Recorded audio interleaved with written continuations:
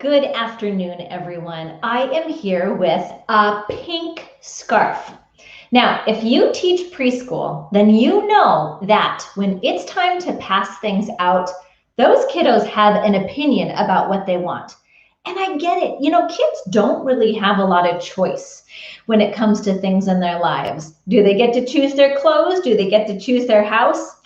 Not very often.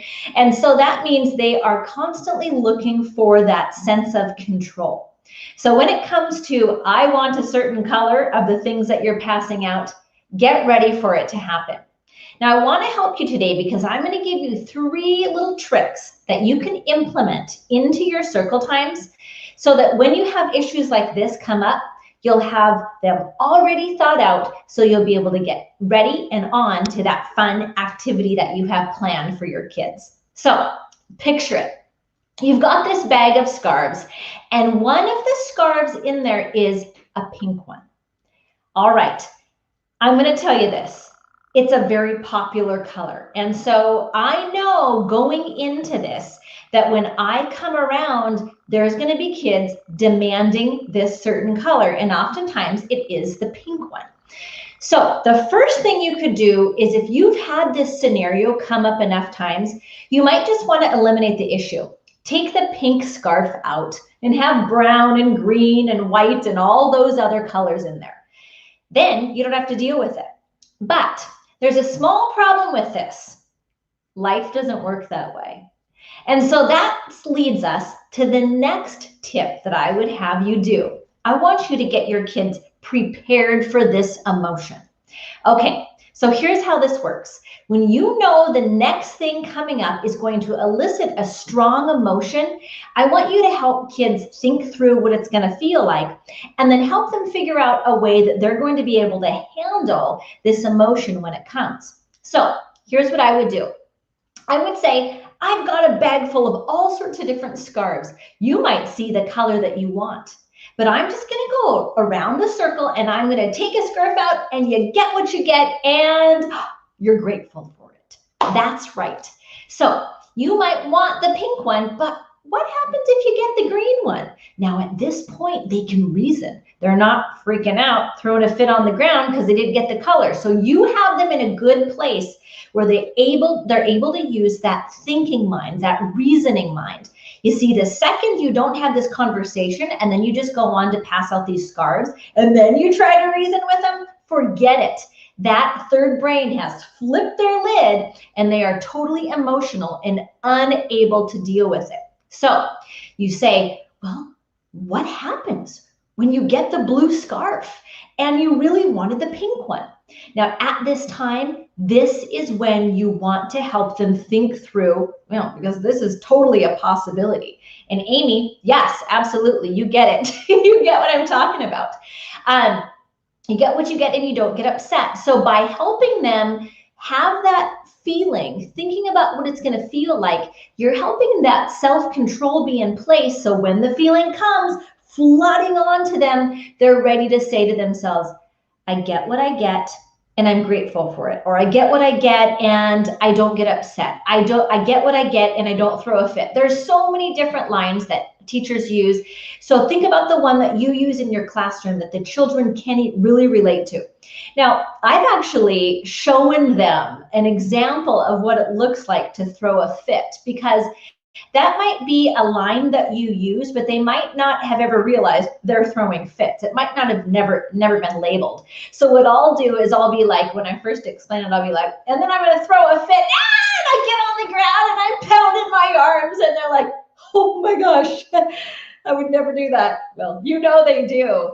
But just having them experience that and see that, I have found that totally diffuses the situation. And then when I go around and I take the colors out, those kids are already emotionally ready for that response that comes when they don't get the color that they want. Now, another tactic you can use is, let's say you hand the child the scarf and they don't want it. At that point, you can give them one more choice, but I wouldn't give them more than one choice. A teacher wrote to me the other day and she had a great way of saying it. When you give a child a choice, you give a child a voice.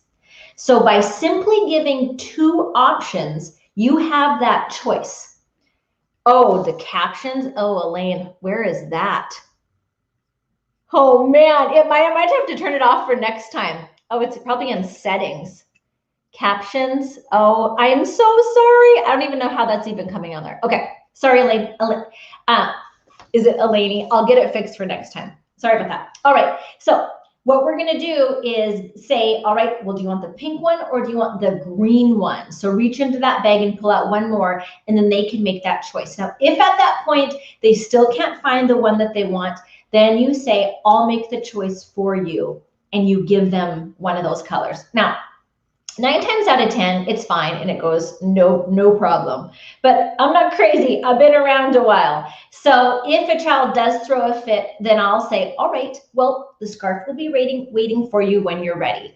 Now, the cool thing that I have had seen, which always warms my heart, is when other children are noticing this is going on and recognize that this child really wanted a certain color. I have seen a child bring their green, pink, whatever that ideal color was, over to that child, and it makes their day. And it's such a wonderful thing because it's like everybody wins. This child gets the color they want, and this child gets the feel good of making someone else feel good.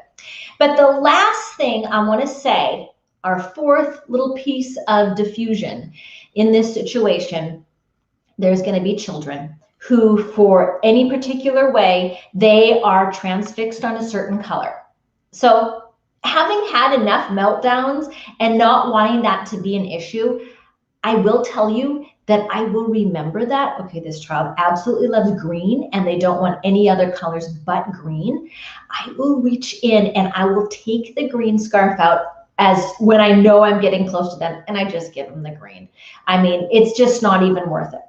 So I don't do that all the time. Life isn't like that, but in some particular situations, cut your losses and go with that. So again, we've got 4 ways that you can work on if you have that situation where a child wants a certain color. Number 1, eliminate the issue. Simply take it out. You're controlling the environment, not the child. There's no pink scarf to be had. All the kids don't have to fight over it. Number 2, prepare them for the emotion that's going to come so that they're ready to take it on when they feel it.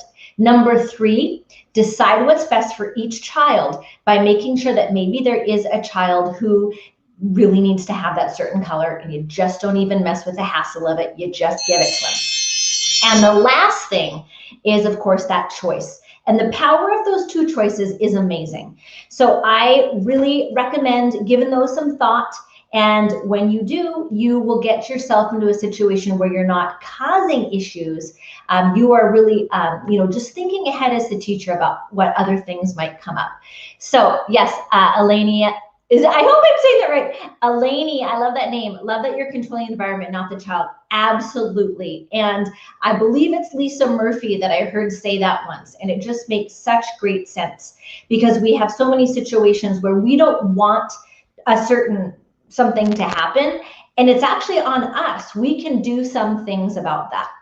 So I hope that you take these tips and can use them in your classroom. And Eleni Lowell. Oh, L-A-L. Hello, El. Oh my gosh, my girls would laugh at me. Eleni, I got it now, girl. All right.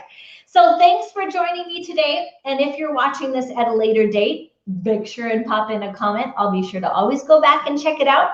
And if you are looking for another Circle Time issue that you want some help with, just send me an email or a message and I'll do my best to answer it at my next Circle Time tip. Bye-bye.